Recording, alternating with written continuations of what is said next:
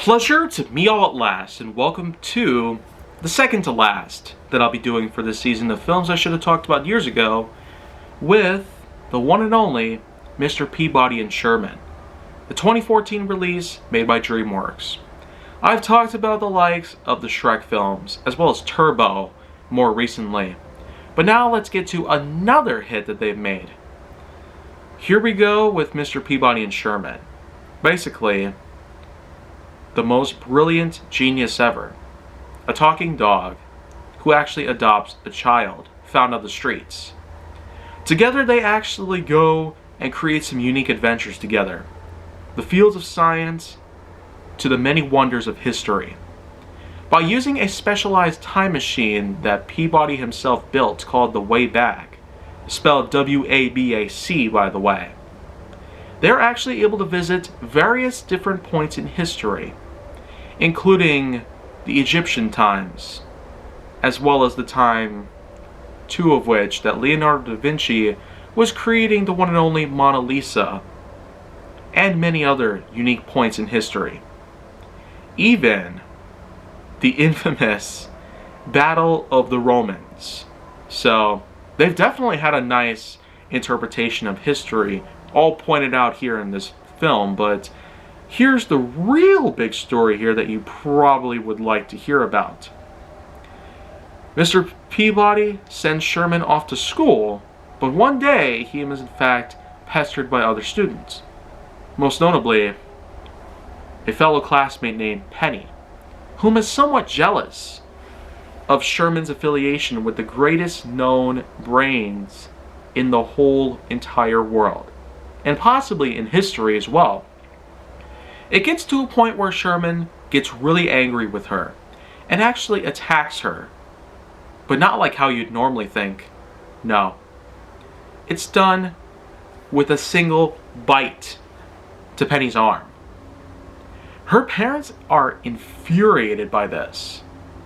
As a result, the school principal actually comes in with a child services agent, and they plan on initiating an investigation onto how Sherman's own custody by Mr. Peabody should be justified. Should he be revoked, or should they still be together despite this incident?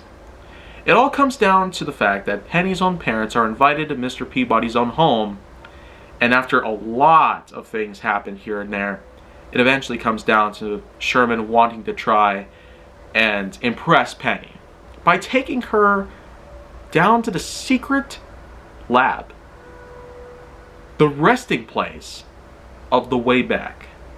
Yes, Sherman is in fact willing to do anything to ensure that Penny feels good by any means, including breaking a few rules that Mr. Peabody himself put together. But unfortunately, Peabody has no known clue about any of this. That is until it's too late. Sherman and Penny, they both end up traveling in time once, and then eventually a few other times.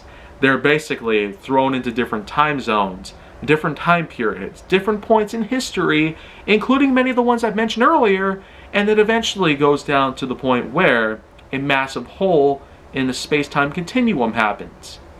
A large, gaping portal where all the different known artifacts, points in history, landmarks, like the Great Pyramid of Giza and the Sphinx, come raining down on top of the city in the present time. So what do? They go back in time again to ensure that none of this ever results in universal destruction. A large paradox would in fact open up, allowing immediate destruction of anything. Anything in time, anything in space. But by simply going through all of this, Mr. Peabody and Sherman both end up saving the universe from complete and total collapse through a paradox in a space-time continuum. As a result from all this, it eventually comes down to just the one unfinished business: Mr. Peabody and Sherman's custody treatment. Of course, the child services agent basically just wants to have them both separated permanently, but unfortunately fails. So they're still together at last, hopefully without any new problems for them to deal with. And by the next morning, everything is resolved. Sherman's off to school again, this time without anything problematic. And Mr. Peabody can still do his work with appreciation for life and how time itself gave us all the history we need to know. Millions of people, millions of devices and inventions that have been made throughout thousands and thousands of years. So that pretty much just goes to show. You should never mess with space and time no matter what happens.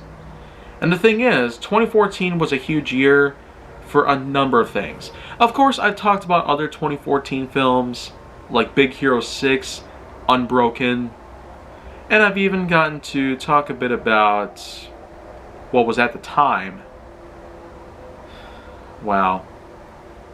I probably have yet to talk about it again, but Transformers Age of Extinction, the biggest in the whole Michael Bay-verse Transformers films. Well, you know, I'd say that 2014 was not only a busy year for film, but also for other things, like games. Call of Duty Advanced Warfare would be one thing I could highlight here, but that might be it. Otherwise, I don't have that much else left to cover here, so we'll just simply leave it at a nice 8.7 out of 10.1. Probably a little bit generous if you ask me, but I really do appreciate this film for what it did.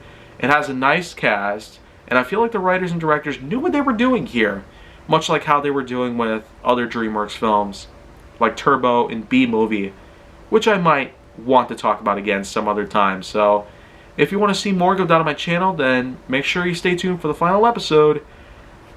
Click like, click subscribe, also put a comment down below, follow me on my social media accounts, which are still Twitter and Instagram, nothing much to add there, and stay on the Hollywood side.